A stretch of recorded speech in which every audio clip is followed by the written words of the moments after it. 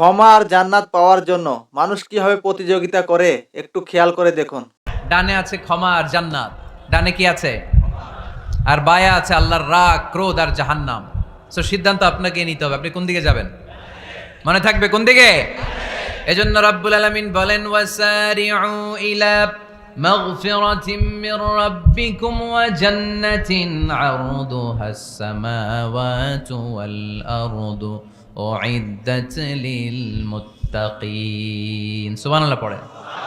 ওয়াসারিউ ইলা মাগফিরাতিম মির রাব্বিকুম, ছোট ধাবিত হও, প্রতিযোগিতা করো রব্বে কারিমের দরবারে, ক্ষমাপ্রাপ্তদের খাতায় নাম তুলো, ক্ষমার জন্য প্রতিযোগিতা করো আর জান্নাত লাভের প্রতিযোগিতা করো। আদেশটা কার?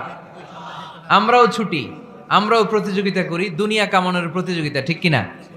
কেমন করে এই পৃথিবীতে ভালো থাকা যায়, কেমন করে অন্যের মেরে নিজের জায়গা জমি বাড়ানো যায়, কেমন করে দুর্বলের উপর অত্যাচার করে সমাজে সবল হওয়া যায়, কেমন করে প্রতিযোগিতার লড়াইয়ে ক্ষমতার দাপট দেখানো যায়, এগুলোর প্রতিযোগিতা।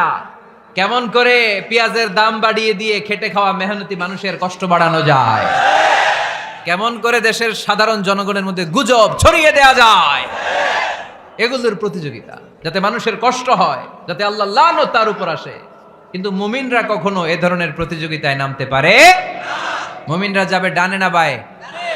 সবাই বলেন ডানে আছে ক্ষমা আর জান্নাত, থেকে ক্ষমার দিকে ছোট, ওয়া জান্নাতিন, আর এমন জান্নাতের দিকে ছোট, আরদুহাস সামাওয়াতু ওয়াল আরদ, যে জান্নাত আকাশ জমিন বিস্তৃত।